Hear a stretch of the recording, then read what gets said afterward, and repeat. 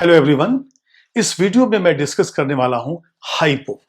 Hypo जिसका chemical name है sodium thiosulphate और ये होता है पेंटाहाइड्रेटेड। इसका मतलब फॉर्मूला क्या हुआ? Na2S2O3.5H2O। अब ये देखिए, जो सोडियम थायोसल्फेट हमने लिया जो पेंटाहाइड्रेटेड है, इसको हम वाटर में डिसॉल्व कर देते हैं और जो फोटोग्राफिक फिल्म से जो एक्सेस ऑफ AgBr है उसको निकालने के लिए उस फिल्म को इस हाइपो के सॉल्यूशन में वॉश करते हैं। यहाँ पे एक्सेस ऑफ AgBr एक कॉम्प्लेक्स फॉर्मेशन के रूप में बाहर आ जाता है, इसलिए इस हाइपो को हम कॉम्प्लेक्सिंग एजेंट भी कहते हैं जब हम फोटोग्राफी की बात करते हैं। तो इस हाइपो को कैसे प्रिपेयर करें, तो इस वीडियो में हम देखेंगे preparation, properties, uses and structure. तो सबसे पहले प्रिपरेशन के लिए हम क्या करते हैं, यदि हम सोडियम सल्फाइड लें जिसका फॉर्मूला है Na2SO3। अब देखिए, एक ही सल्फर तो कम है ना, वो सल्फर के साथ बॉयल कर दीजिए, अब हो जाएगा फॉर्मूला Na2S2O3। और जब आप इसके क्रिस्टल्स बनाएंगे तो अपने आप .5H2 आ ही जाएगा। तो यहां पे प्रिपरेशन में पहले हम लेंगे by boiling sodium sulphide with sulphur. अब देखिए, जो सोडियम सल्फाइड है वो है Na2SO3। तो यहां पे हम लेंगे Na2SO3 और ये सल्फर है, इसके साथ हमने बॉईल कर दिया और यहां से बना Na2H2O3। ये बन गया सोडियम थायोसल्फेट। अब जब इसके क्रिस्टल्स बनाएंगे तो Na2S2O3.5H2O हो जाएगा। सेकेंड, अब यदि मान लिए आपके पास Na2SO3 नहीं है, आपके पास Na2CO3 है, सोडियम कार्बोनेट। अब इस aqueous solution of sodium carbonate में आप SO2 पास कर दीजिए, वहां से बन जाएगा Na2SO3 और फिर इसको बॉईल कर दीजिए सल्फर के साथ, आपको मिल जाएगा हाइपोसोडियम थायोसल्फेट। तो यहां पे by passing SO2 in aqueous Na2CO3 and then boiling with sulfur। दो स्टेप में सबसे पहले हम देखेंगे कि यहां पे Na2CO3 है, इसको हमने SO2 के साथ पास किया। अब यहां से आपको मिल जाएगा Na2SO3 और CO2 गैस जो ये लिबरेट हो जाएगा। अब आपके पास एक्वस Na2CO3 अवेलेबल है, इसके अंदर हम SO2 पास करेंगे।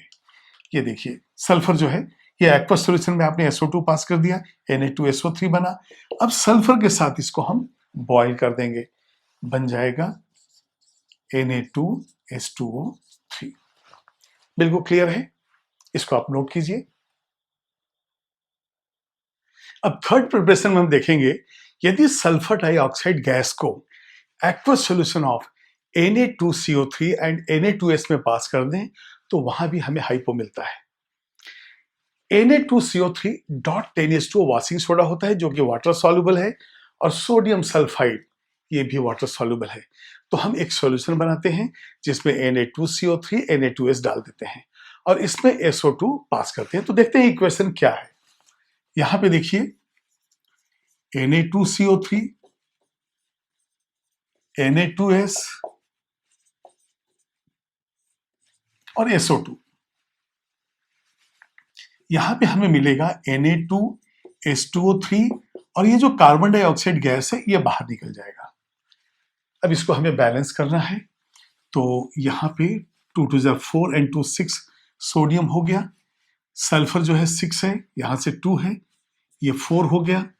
अब देखिए 4 2 8 एंड 3 11 ऑक्सीजन है, 3 3 9 एंड 2 11। बिल्कुल ये बैलेंस है, तो सोडियम थायोसल्फेट इस तरह से बन जाता है। अब एक और प्रिपरेशन है जिसमें सल्फर को हम NaOH के साथ बॉईल करते हैं, लेकिन इस बॉइलिंग में हमें दो कंडीशन है।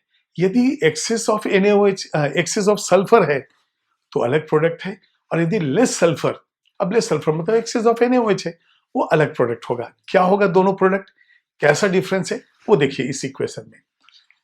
तो यहां पे नेक्स्ट हम लिखेंगे 4th by NaOH and sulphur. इसको हमें हीट करेंगे। अब यहां पे पहला जो होगा वो ऐसा होगा, NaOH प्लस सल्फर, इसको हम लिख रहे हैं लेस सल्फर। यहां से हमें मिलता है Na2H2O3 plus Na2S and plus H2O, water भी मिल जाता है।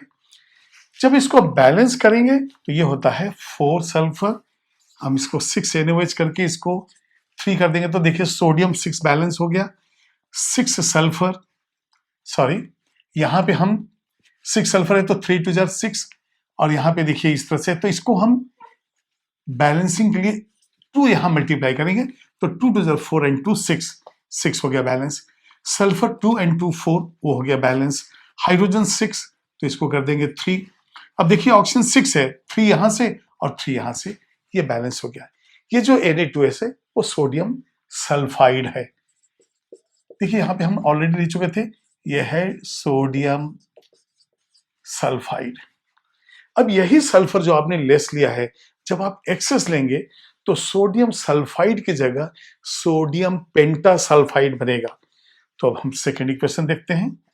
सेकेंड इक्वेशन जो है बिल्कुल वैसे ही है, 6 NaOH है और पेंटासल्फाइड, तो पहले सल्फर हम ले लेते हैं, यहां से हो जाएगा Na2H2O3 प्लस, ये थोड़ा हटके है, Na2S5 और प्लस 3H2 वैसे ही रहेगा, और यहां पे ये 2 टाइम्स वैसे ही है, सल्फर हो जाएगा अब 12, 2 5 10 and 2 12, तो ये होता है सोडियम पेंटासल्फाइड, सोडियम पेंटासल्फाइड।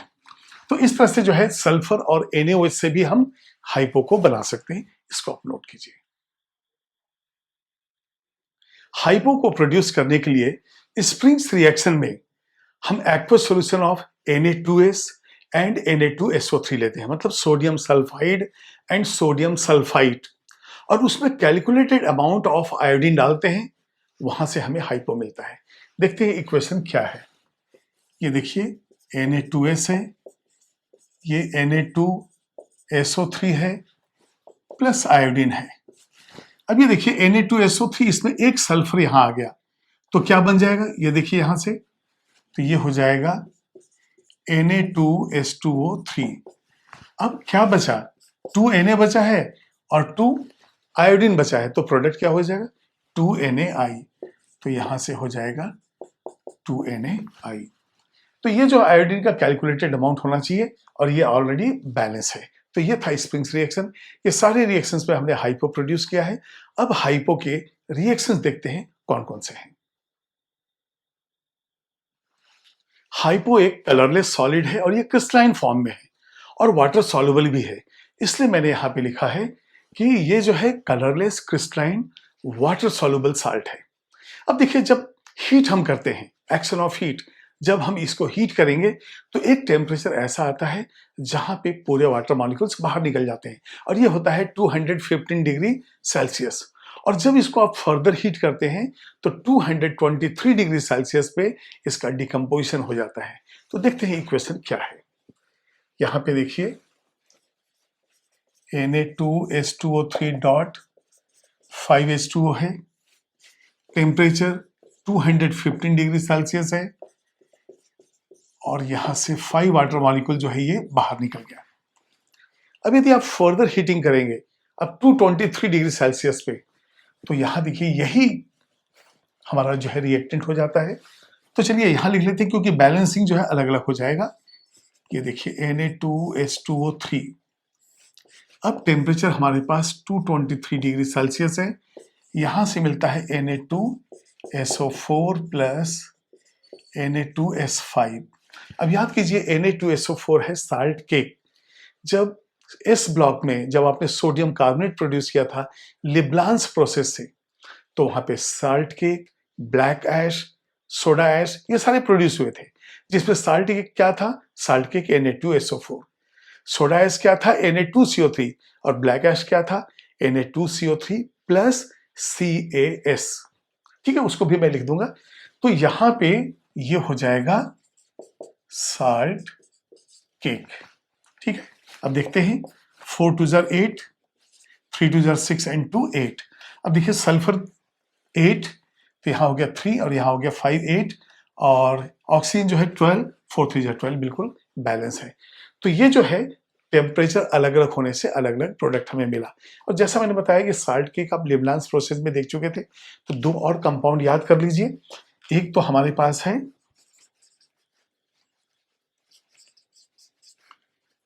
ब्लैक एस, ये होता था CaCO3 प्लस CaS, और एक होता था हमारे पास सोडा एस, ये था Na2CO3। यहाँ पे Na2CO3 प्लस CaS, और ये हो गया Na2CO3। इसके बाद साल्ट केक, ये था हमारा Na2SO4। ये तीनों जो है ना हमें लिबलांस प्रोसेस में मिला था, लिबलांस प्रोसेस ऑफ Na2CO3। अब देखिए जब ये Na2SO4 साल्ट केक आ गया, तो ये थोड़ा इनको भी याद कर लेते हैं, क्योंकि ये भी डायरेक्ट पूछे जा सकते हैं कि साल्ट केक कौन सा है, ब्लैक एस कौन सा है, सोडा एस कौन सा है। तो हाइपो को हमने हीट किया और salt cake plus Na2S5। Na2S5 क्या है, सोडियम पेंटासल्फाइड। तो इस तरह से हीटिंग इफेक्ट जो है हमने हाइपो के ऊपर लिया। जब सोडियम थायोसल्फेट डाइल्यूट एसिड के साथ रिएक्ट करता है, तो यहाँ पे सल्फर डाइऑक्साइड गैस प्रोड्यूस होता है और सल्फर भी प्रिसिपिटेट होता है। तो देखते हैं HCl और H2SO4 के साथ कैसा रिएक्शन होगा। सबसे पहले ये Na2H2O3 हमने लिया और ये हो गया HCl। यहां से हमें मिलता है NaCl, H2O, SO2 and sulphur. ठीक है, अब देखिए यहाँ पे क्लोरीन हमें देखना है और यहाँ पे NaCl है, तो 2NaCl यदि हम कर देते हैं, ये देखिए 2Na और 2Cl, तो हमें H2O लेना पड़ेगा। सल्फर कितना है, 2, 1 और 1 2 बैलेंस हो गया, 2 और 1 3 ऑक्सीजन, ये भी बैलेंस हो गया। तो इस तरह से जो है SO2 और सल्फर जो है प्रिसिपिटेट हो जाता है। ये व्हाइट टर्बिडिटी और ये गैस, ये डिफरेंस आया। इसके बाद इसमें एक और एसिड ले लेते हैं हम, ये देखिए Na2H2O3 और यहां से हम लेते हैं H2SO4। तो यहां से Na2SO4 बनेगा, बिल्कुल similar reaction, Na2SO4 plus H2O plus SO2 plus sulphur. तो इस तरह से जो है SO2 प्रोड्यूस होता है। जब हम थायोसल्फेट आयन का टेस्ट करेंगे तब फिर बताएंगे ये रिएक्शन के बाद और आगे क्या करते हैं। इसके बाद हम जाएंगे थर्ड वन विथ हैलोजेंस, और उसमें पहले लेंगे क्लोरीन के साथ, तो ये हो जाएगा विथ Cl2। यहां पे देखिए Na2H2O3, अब ये क्लोरीन गैस हमने पास किया था। पहले तो हम एक्वस Na2H2O3 ले लिए और उसके अंदर क्लोरीन को हमने पास किया, तो यहाँ पे एक्वस है, वाटर भी इन्वॉल्व हो जाता है, और यहां से प्रोडक्ट जो बनता है वो होता है Na2SO4। ये देखिए Na2S और ये हो जाएगा O4, ये 2HCl बनेगा और यहां से सल्फर प्रिसिपिटेट हो जाएगा, plus 2HCl and plus sulphur. तो क्लोरीन के साथ जो है सोडियम सल्फेट मिलता है, और ये रिएक्शन हमें हेल्प करेगा जब हम सल्फर के ऑक्सीडेशन स्टेट की बात करेंगे। इसके बाद आयोडीन। अब देखिए क्लोरीन एंड आयोडीन दोनों ही हैलोजेंस हैं, लेकिन क्लोरीन के साथ अलग रिएक्शन है और आयोडीन के साथ अलग है। ये जो आयोडीन के साथ रिएक्शन है वो टाइट्रेशन के काम आता है। तो यहां हो गया विथ I2। अब देखते हैं रिएक्शन क्या होगा।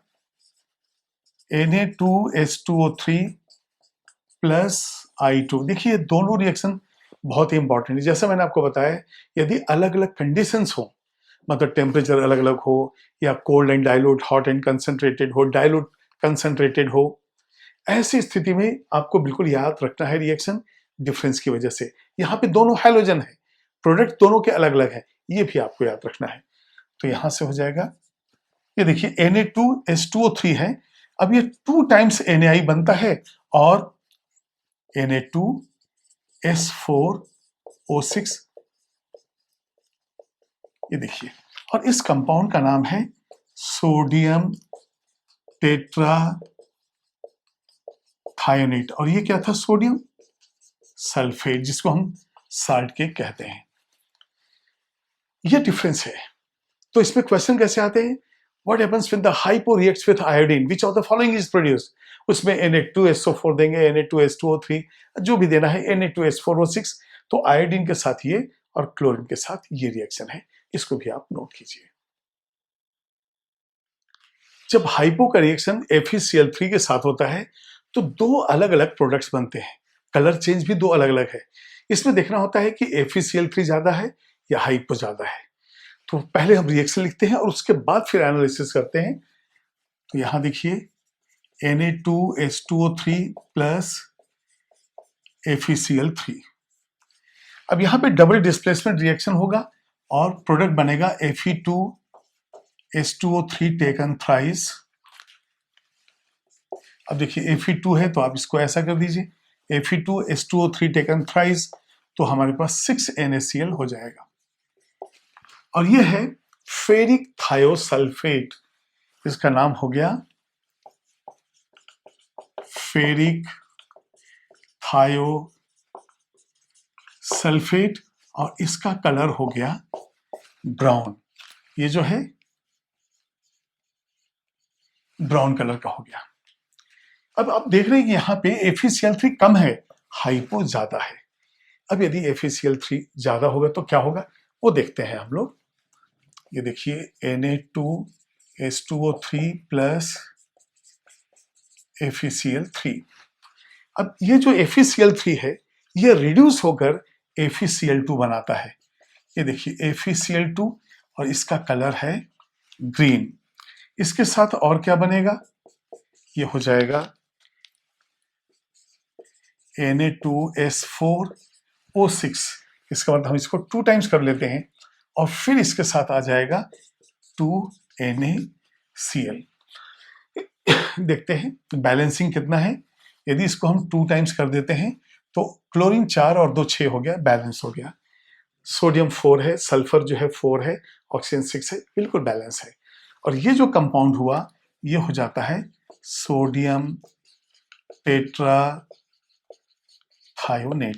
अब आप देखिए ये दोनों बराबर है, मतलब ये हो गया कि जब आप कम क्वांटिटी FeCl3 डालेंगे, कम क्वांटिटी, क्योंकि 3 है या 2 है, ये इससे कम है और ये तो दोनों बराबर है, मतलब यदि 2 होता है यहां तो इससे कम होता। तो अब यहां पे हम क्या लिख देंगे, with less FeCl3 brown Fe2H2O3 taken thrice. ठीक है, ये अलग है। इसके बाद यदि हम लिखते हैं विथ मोर FeCl3, ये देखिए मोर FeCl3, देन ये चेंज हो जाता है ग्रीन से, चेंजेस टू ग्रीन FeCl2। इसका मतलब हम क्या कहेंगे कि यहां पे रिडक्शन हो रहा है और FeCl3 is reduce to green coloured FeCl2। तो ये डिफरेंस है दोनों का। तो यदि मैं पहले हाइपो लेता हूं, इसमें थोड़ा सा FeCl3 डाला तो पहले मुझे मिला ब्राउन और इसके बाद ज्यादा, तो यहां पे होता क्या है वो देखते हैं हम लोग। यदि मान लिए ये हमारा टेस्ट ट्यूब है, ये देखिए, और इस टेस्ट ट्यूब के अंदर जो है पहले से ही हमारे पास Na2H2O3 है। अब आपने यहां से क्या ऐड किया, ये डाला FeCl3। जैसे ही FeCl3 डाले तो यहां से कलर हो जाता है ब्राउन, जो ये फेरिक थायोसल्फेट है। लेकिन अब जब क्वांटिटी आपने बढ़ा दिया तो जैसे ही मोर डाले, अब ये जितना जो बचा हुआ था ये सब जो है ग्रीन कलर का हो गया। अब वो जो ब्राउन था वो भी ढक गया और पूरा का पूरा जो रिमेनिंग सॉल्यूशन था वो ग्रीन में कन्वर्ट हो गया।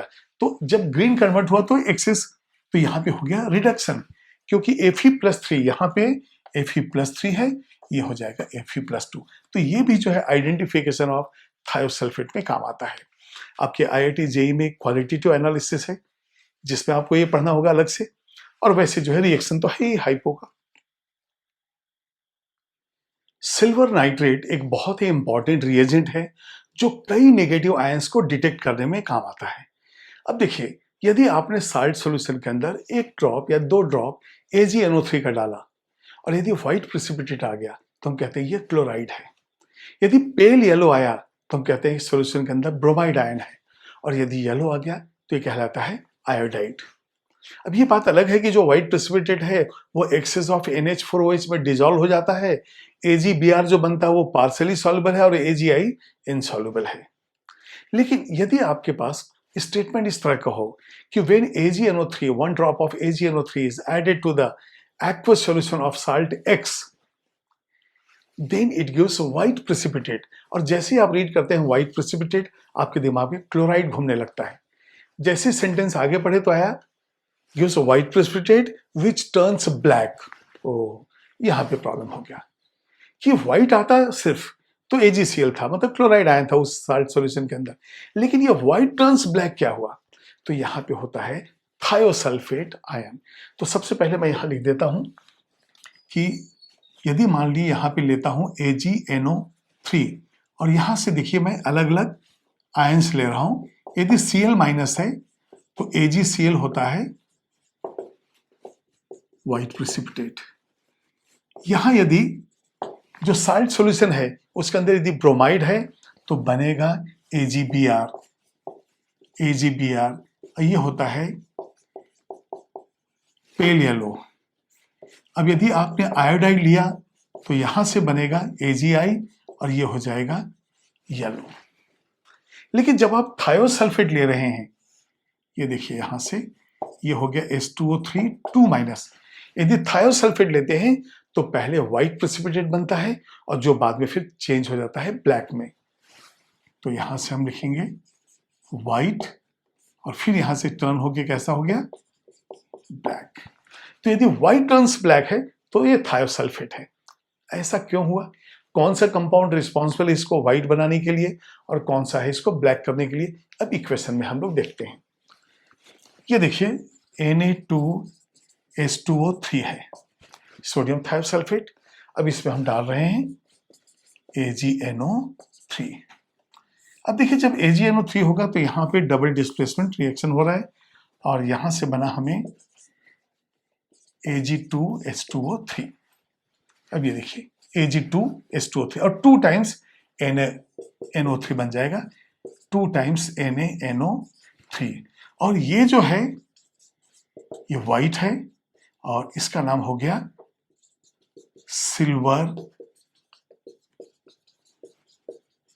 थायोसल्फेट। ये हो गया सिल्वर थायोसल्फेट। अब ये व्हाइट है, लेकिन थोड़ा सा जैसे ही टाइम हो गया वैसे ही जो ये व्हाइट अब ब्लैक हो जाएगा। कारण ये है कि इस टेस्ट ट्यूब के अंदर हमारे पास वाटर ऑलरेडी है। तो सबसे पहले तो देखिए Ag2S यहां से बना, Ag2S, और इसका कलर है ब्लैक। देखिए सिल्वर ऑर्नामेंट्स भी जो ब्लैक एंड होते हैं तो उसमें क्या होता है, जो एटमॉस्फेयर का H2S है वो बनाता है सिल्वर सल्फाइड, और अपर लेयर जब सिल्वर सल्फाइड बन गया तो उसका ब्लैकनिंग शुरू हो जाता है। अब यहाँ पे Ag2S बना, बचा क्या? एक सल्फर, 3 ऑक्सीजन, यहां से H2O, तो दूसरा प्रोडक्ट हो जाएगा H2SO4। तो देखिए white formation, white colour is due to silver thiosulphate and black is due to silver sulphide. ये है थायोसल्फेट के डिटेक्शन में भी काम आता है और AgNO3 में नाइट्रेट आयन को, ये मतलब AgNO3 इसको डिटेक्ट करेगा, ये इसको डिटेक्ट करेगा, और चेंज क्या होगा? White turns black. इसको नोट कीजिए आप। जब हम रिएक्शन में थे AgBr ले रहे हैं, इसका मतलब ये फोटोग्राफी के अंदर का रिएक्शन हो रहा है। देखिए फोटो फिल्म के ऊपर AgBr का कोटिंग होता है, एक प्लास्टिक फिल्म है उसके ऊपर AgBr का कोटिंग है। जब कैमरे के अंदर लाइट पड़ता है तो जहां भी AgBr के फिल्म पे लाइट पड़ेगा वो हो जाएगा ब्लैक। क्यों? क्योंकि AgBr से हमें मिलता है मेटेलिक सिल्वर, और मेटेलिक सिल्वर होता है ब्लैक, और जहां पे लाइट नहीं पड़ा वो अभी भी व्हाइट ही रहेगा। अब एक्सेस ऑफ AgBr को रिमूव करने के लिए हमने इसको हाइपो में धो दिया, तो जो एक्स्ट्रा AgBr था वो निकल गया। अब हमारे पास नेगेटिव फिल्म है जिसके ऊपर इमेज फिक्स है। जब अब इसका प्रिंटिंग करेंगे तो लाइट को पास करेंगे इस फोटोग्राफिक फिल्म जो इमेज फिक्स हो गया है, तो जहां पे ब्लैक था वहां पे व्हाइट दिखेगा, जहां व्हाइट है वहां पे ब्लैक दिखेगा। तो पहले मैं इक्वेशन बताता हूं और इसके बाद आपको फोटोग्राफ के बारे में बताता हूं क्या होता है। तो सबसे पहले देखेंगे यहाँ पे Na2H2O3 प्लस AgBr। अब यहां से डबल डिस्प्लेसमेंट रिएक्शन है और बनता है Ag2H2O3 plus 2 times of NaBr। अब ये जो है, जो बना है सिल्वर थायोसल्फेट, ये फिर से हाइपो के साथ रिएक्शन करेगा। तो ये देखिए फिर से Na2H2O3 और ये हो जाएगा हमारा Ag2H2O3। अब ये हम एक ट्रे लेते हैं, ट्रे के अंदर हाइपो का सॉल्यूशन है जिसके अंदर हम नेगेटिव फिल्म को धो रहे हैं। तो यहां से बनेगा एक कॉम्प्लेक्स Na3Ag टेकन ट्वाइस और इस तरह से 2 टाइम्स कर दीजिए तो ये हो जाएगा 3। अब देखते हैं 3 2 6 सोडियम है, 2 Ag है और हाइपो हो गया। थायोसल्फेट आयन कितना, 3 और 1 4, ये बैलेंस हो गया। इसको हम कहते हैं कॉमनली सोडियम अर्जेंटो थायोसल्फेट। ठीक है। और वैसे क्या होगा, सोडियम डाइथायोसल्फेटो अर्जेंटेट 1। तो चलिए ये जो है रिएक्शन में कैसे जो है एक्सेस ऑफ AgBr निकला उसके बारे में देखिए। तो सबसे पहले मैं एक, ये देखिए, अब इसको ऐसे मैं एक्सप्लेन करता हूं। ये देखिए, ये जो है एक फोटोग्राफिक फिल्म है जो कैमरे के अंदर है। ये देखिए कंप्लीट व्हाइट है, प्लास्टिक का है, कंप्लीट व्हाइट है और इसके ऊपर कोटिंग किसका है, AgBr का। अभी भी ऐसे ही है, ये बिल्कुल प्लेन है, कैमरे के अंदर है। अब आपके सामने एक ऑब्जेक्ट है जो कुछ इस तरह का, ये फोटो जो है ये इस तरह से है। इस फोटो में आपने देखा है कि बाकी जो बैकग्राउंड व्हाइट दिख रहा है लेकिन बीच में एक सर्किल है जो डार्क कलर का, ब्लैक कलर का है। मतलब ये हो गया कि ऐसा ही हमें लास्ट में फोटो मिलना चाहिए। लेकिन जब आप लाइट जब पास करेंगे, अब ये देखिए, ये हमारे पास जो है ओरिजिनल फोटोग्राफ है। जब इससे लाइट पड़ेगा तो ये देखिए जो व्हाइट है यहां से लाइट जो है फिल्म के ऊपर जाएगा और ये भाग से तो लाइट रिफ्लेक्ट नहीं होगा। तो ये जहां से लाइट गया वो फिल्म हो जाएगा ब्लैक और जहां से लाइट नहीं गया वो वैसे ही रहेगा कलरलेस। तो अब जो हम देखते हैं कि अब कैसा हमें दिखेगा। ये देखिए, अब फोटोग्राफिक फिल्म क्या हुआ, जो ब्लैक ऑब्जेक्ट था वहां से लाइट रिफ्लेक्ट नहीं हुआ तो अभी भी फिल्म वैसे ही व्हाइट है और उसके आजू बाजू लाइट जो गया उसकी वजह से ये AgBr से ये ऐसा जो है Ag बन जाएगा। AgBr से Ag बनेगा जब लाइट पड़ेगा, मेटेलिक सिल्वर। अब जब हम इसका प्रिंट आउट करेंगे तो देखिए यहां से मैं लाइट डालूंगा, जब लाइट इस प्रिंट निगेटिव से हम डालेंगे तो इस भाग से लाइट ट्रांसपेरेंट होकर कहां चला जाएगा, उस फोटोग्राफिक प्लेट पे जो हम पॉजिटिव, जिसको हम इमेज हम प्रिंट आउट निकाल रहे हैं। तो देखिए यहां से मैंने लाइट किया तो ये ब्लैक पार्ट जो है ये लाइट को रोक लिया तो आपके पास जो प्रिंट निकालना है उसमें वैसे व्हाइट ही रहा। और यहां से जो है ये चूंकि व्हाइट है, यहां से जब लाइट गया तो जैसे ही लाइट गया तो वो भाग जो है ब्लैक हो गया। तो अब आपके पास फाइनल प्रिंट आउट ऐसा आ गया। ये बिल्कुल क्लियर है। तो अब मैं आपको दिखाता हूं कि पूरा का पूरा ये क्या है। ये देखिए, पहले AgBr ऐसा फिल्म है, इस वक्त हमारे पास ये जो है फोटो ऐसा है, ये फोटो ऐसा है और प्रिंट भी आपको ऐसा मिला। लेकिन निगेटिव जो है इसका उल्टा हुआ, जहां ब्लैक था वहां व्हाइट हो गया और जहां व्हाइट था वहां पे ब्लैक हो गया। इस तरह से ये फोटोग्राफी में यूज होता है और हम कहते हैं ये फोटोग्राफर्स साल्ट है क्योंकि फोटोग्राफी में यूज हुआ। So it is complexing agent and it is called photographer's salt। Complexing agent क्यों, क्योंकि एक कॉम्प्लेक्स के फॉर्म में एक्सेस ऑफ AgBr जो है फिल्म से निकल गया है। अब इसको नोट कीजिए। अब लास्ट रिएक्शन जो है कॉपर सल्फेट के साथ है। इस कॉपर सल्फेट के रिएक्शंस में सबसे लास्ट में हम देखेंगे एक ऐसा कॉम्प्लेक्स बनता है जिसमें +2 से +1 ऑक्सीडेशन स्टेट हो जाता है। और ये रिएक्शन इंजीनियरिंग एग्जाम हो चाहे मेडिकल एग्जाम हो, इसमें कई जगह पूछा गया है, तो ये बहुत ही इंपॉर्टेंट है। अब बताइए मुझे कॉपर सल्फेट CuSO4 का कलर क्या है। यस, कुछ लोगों का आंसर होगा कि ये ब्लू है, लेकिन ब्लू नहीं है।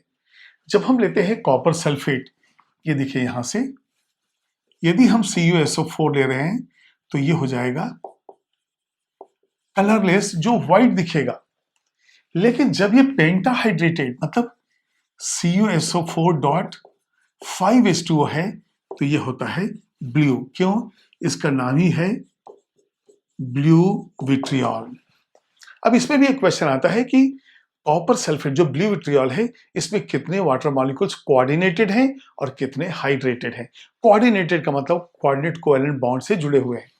तो यहां पे हो जाता है Cu और ये है H2O 4 ब्रैकेट क्लोज SO4.H2O। देखिए 5 वाटर मॉलिक्यूल है, लेकिन ये 4 अंदर है कोऑर्डिनेशन स्फीयर के अंदर, इसलिए इसको कहते हैं कोऑर्डिनेटेड विथ 4। इसमें एक है हाइड्रेटेड। अब मुझे बताइए, एक सप्लीमेंट्री क्वेश्चन और बन रहा है इसमें कि कौन कौन से टाइप्स के बॉन्ड हैं। तो देखिए यहां से यदि ब्रैकेट के बाहर की बात करें तो इनके बीच में आयनिक हो गया, तो ये हो जाएगा आयनिक। अब मालूम है H एंड O के बीच में, S एंड O के बीच में ये होता है कोवेलेंट, यहां पे हो गया कोवेलेंट। अब मालूम है कि H2O जो है डे टू बॉन्ड बना हुआ है कॉपर के साथ, तो ये हो जाएगा कोऑर्डिनेट कोवेलेंट बॉन्ड। और वाटर है यहां पे तो हाइड्रोजन बॉन्ड भी बनेगा, तो ये हो जाएगा हाइड्रोजन बॉन्ड। तो आपने देखा आयनिक, कोवेलेंट, कोऑर्डिनेट कोवेलेंट या dative bond and hydrogen, चारों ही बॉन्ड जो है यहाँ पे अवेलेबल है। अब आते हैं हम इक्वेशन पे। तो सबसे पहले देखेंगे ये जो CuSO4 है प्लस Na2H2O3 है, तो अभी यहाँ पे कोई ऑक्सीडेशन स्टेट चेंज नहीं हुआ है, इसलिए कॉपर थायोसल्फेट का फॉर्मूला हो जाएगा CuH2O3 और ये हो जाएगा Na2SO4। तो ये हो गया CuH2O3 प्लस Na2SO4। देखिए कॉपर थायोसल्फेट है, अभी ऑक्सीडेशन स्टेट +2 ही है। अब यहां से सोडियम थायोसल्फेट मॉलिक्यूल यूज हो रहा है Na2H2O3। अब यहां पे देखिए एक कॉम्प्लेक्स बन गया। तो सबसे पहले देखिए कि यहां CuH2O3 जो है +2 से अब +1 कैसे बनेगा। तो पहले कॉपर का ही कंपाउंड लिख लेते हैं। जब ये Q+ बनेगा तो Cu2H2O3 हो जाएगा। ये देखिए Cu2, इसका मतलब इस बैलेंसिंग के लिए ये देखिए मैं डॉटेड 2 लिख रहा हूं, मतलब ये 2 इधर के बैलेंसिंग के लिए ना कि इधर के बैलेंसिंग के लिए है। तो ये हो गया Cu2H2O3। अब बचा क्या, Na2 और यहां से S4O6 सोडियम टेट्राथायोनेट, तो Na2S4O6। ये जो Q+ है यहां पे ऑक्सीडेशन स्टेट हो गया +1। देखिए +2 से +1 चेंज हो चुका है। अब एक कॉम्प्लेक्स बनेगा, तो यहां से फिर से हमने लिया है Na2H2O3 और यहां से जो कॉम्प्लेक्स बनता है Na4 होता है, Cu6 होता है और H2O3 5। अब देखिए Na4, तो आप ऐसा कीजिए इसको 2 से मल्टीप्लाई कर दीजिए। अब ये जो है Cu6, तो इसको आप 3 से मल्टीप्लाई कर दीजिए। ये देखिए Na4 Cu6 और H2O3 यहां से 2 बार है, यहां से 3 बार है, तो Na2H2O3 ये 5 टाइम्स हो गया। अब इसी को हम क्या कर सकते हैं, कॉम्प्लेक्स लिखेंगे NaX Cuy H2O3 Z, और इसी में पूछा जा सकता है कि x + y + z ये कितना है, या x + y + z divided by something कितना है।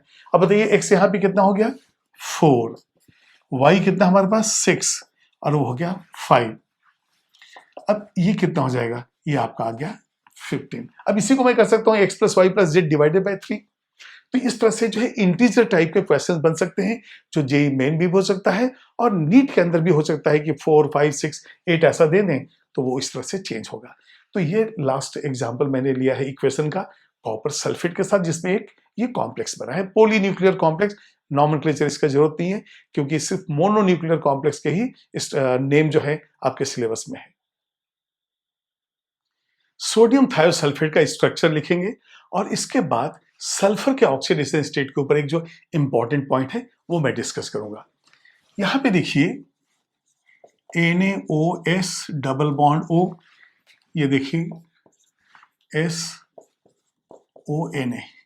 देखिए ये जो है ना सोडियम थायोसल्फेट का ऑक्सीडेशन स्टेट कैसे निकालेंगे, ये होता है +6, ये होता है -2 +1, ये देखिए सारे ऑक्सीडेशन स्टेट मैंने लिख दिए।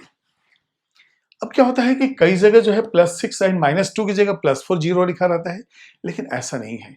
जब हम इस कंपाउंड का ऑक्सीडेशन करते हैं, आप याद कीजिए हाइपो का क्लोरीन के साथ रिएक्शन में Na2SO4 बना है, तो अब यदि मान ली हम इसके इक्वेशन को हम ऑक्सीडेशन करके बना दें Na2SO4 प्लस S जो आता है, अभी बाकी इक्वेशन हम नहीं लिख रहे हैं, तो अब ये Na2SO4 कैसा होता है वो देखिए, NaOS double bond O Na, और यहां पे एक ऑक्सीजन आ गया, ये देखिए Na2SO4 हो गया। यहां पे ऑक्सीडेशन स्टेट क्या होता है, +1 -2, ये जैसा -2 है यहाँ पे सबका, ये हो गया +1, ये +6 है, -2 है। अब ये ऑक्सीडेशन बताता है कि यहाँ पे जो ऑक्सीडेशन स्टेट जो ऑक्सीजन का -2 है, क्योंकि यहाँ जो रिप्लेस हमने सल्फर किया है वो भी -2 है, तो ये जो है सल्फर sp3 हाइब्रिडाइज्ड है। तो यहाँ पे देखिए sp3 हाइब्रिडाइज्ड है, टेट्राहेड्रल है, और ऑक्सीडेशन स्टेट जो है, ऑक्सीडेशन स्टेट +6 भी है, -2 भी है, देयरफॉर एवरेज जो है कितना है, +2। तो इस स्ट्रक्चर को भी आप याद रखिए।